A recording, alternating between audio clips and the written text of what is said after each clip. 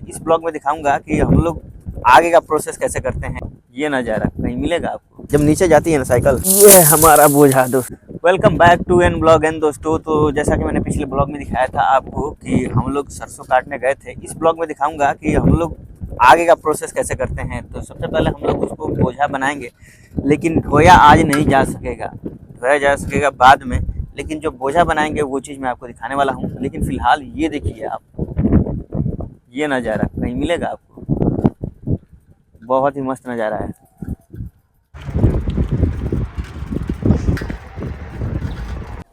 ये देखिए, ये तो करने की आदत सी हो गई है, बड़ा मज़ा आता है करने में। शुरुआत में तो डर लगता है, लेकिन उसके बाद से हैबिचुअल हो जाता है इंसान, तो करने में बड़ा मज़ा आता है। जब नीचे जाती है ना साइकिल और जब ऊपर जाती है, एक मस्त सा झूला वाला फीलिंग आता है।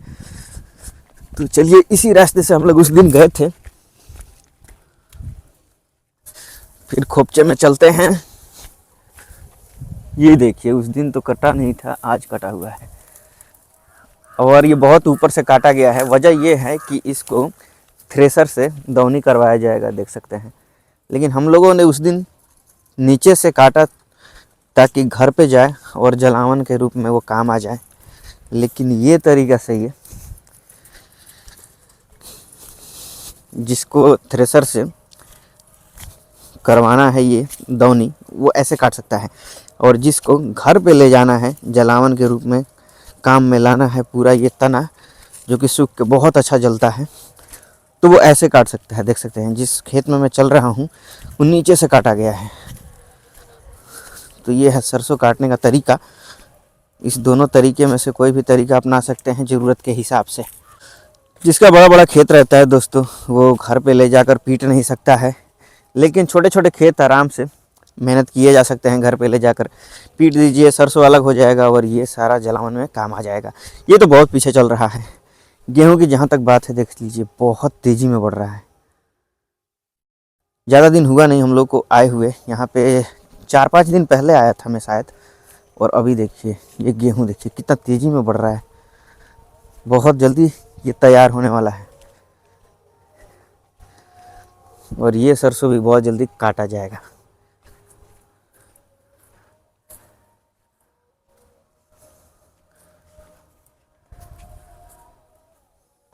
तो हम लोगों ने साइकिल यहाँ पे खड़ा कर दिया है और लॉक करने की ज़रूरत है नहीं, क्योंकि बस अब यहीं पे थोड़ा सा काम।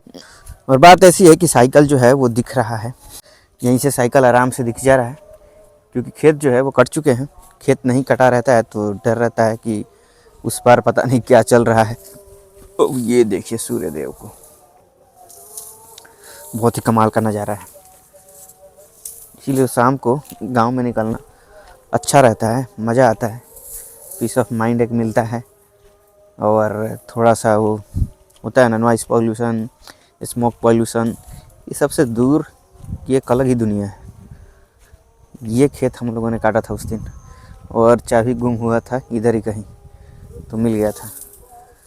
अब हम दोनों काम करेंगे तो इसको कहीं लगाना पड़ेगा कैमरा को, ताकि मैं दिखा पाऊँ कि हम लोग बोझा कैसे बांधते हैं।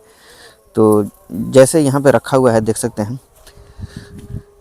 इसको एक जगह हम लोग इकट्ठा करेंगे और इकट्ठा करके इस रस्सी पे रखा जाएगा और फिर बांधा जाएगा। रस्सी को हम लोग गुरही बोलते हैं, देख लीजिए। अलग अलग जगहों पे अलग अलग नाम रहता है, मेरे तरफ तो गुरही ही बोलते हैं। तो यहाँ पे रखा जा रहा है। 2 लोगों की ज़रूरत अब पड़ेगी, क्योंकि साइज जो है वो बढ़ रहा है। तो चलिए, जैसे तैसे मैंने कैमरा तो रख दिया है, अब चलिए बांधते हैं और बांधते हुए दिखाते हैं आपको।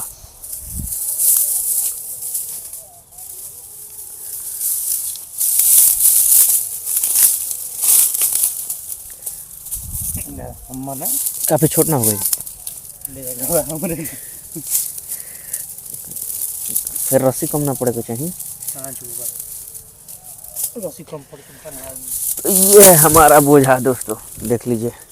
छोटा सा है, ले जाने में तकलीफ ना हो। तो तैयार हो गया है बोझा ले जाने के लिए। ऐसे ही बांधा जाएगा पूरे खेत में।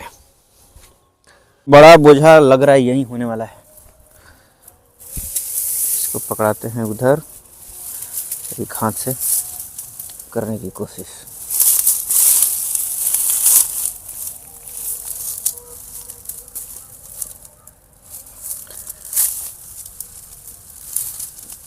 अब आपने देखा होगा क्लोजर लुक। तो ऐसे बांधा गया है सबको, और एक होगा, छोटा छोटा बांधा जा रहा है ताकि साइकिल पर ले जाने में कोई दिक्कत ना हो। सारा बोझा हो गया है तैयार। अब देखिए जहाँ तहाँ जो बिखरा पड़ा है उसको आराम से उठा करके बोझा में लगा देना है। ये सही है कि बर्बादी कम हो, सारा का सारा जो है वो घर पे चला जाए।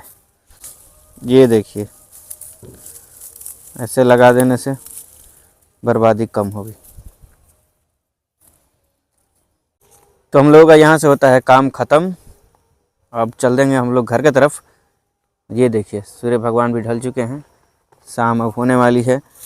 फुर्सत मिलता नहीं है, इस वजह से लेट से आना पड़ा। अब चलेंगे घर के तरफ, और जो आगे का प्रोसेस है इसको साइकिल से कैरी कर लिया जाएगा।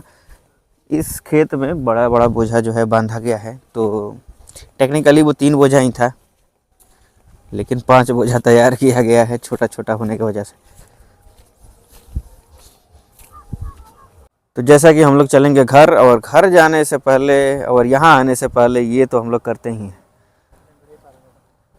तो उधर से आ रही है गाड़ी, थोड़ा सा रिस्क हो जाएगा ये पार हो जाए। कार है, ये देखिए। वाह भाई साहब, इनको भी करने में मज़ा आ रहा है, पहले डर रहे थे।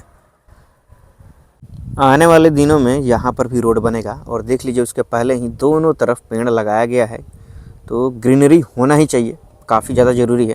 देख सकते हैं यहाँ से वहाँ तक, जहाँ तक आँख नहीं पहुँचे वहाँ तक पेड़ ही पेड़ है, और सारा वैरायटी ऑफ पेड़ मिलेगा। जैसे ये बेर है, उधर बबूल का है, सारा पेड़ मिलेगा जिसका नाम भी नहीं पता है मुझे। अब चलिए घर की तरफ चलते हैं, क्योंकि अब धीरे धीरे ठंड लगनी शुरू हो गई है।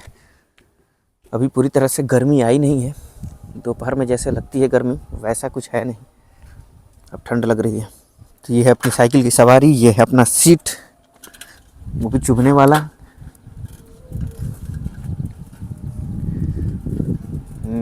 और ये है रास्ता। रोड पर भी बहुत सारी गाड़ियाँ चलने लगी है, पहले कोई नहीं आता था, क्योंकि यहाँ पे ये जो रोड देख रहे हैं आप वो तैयार नहीं था।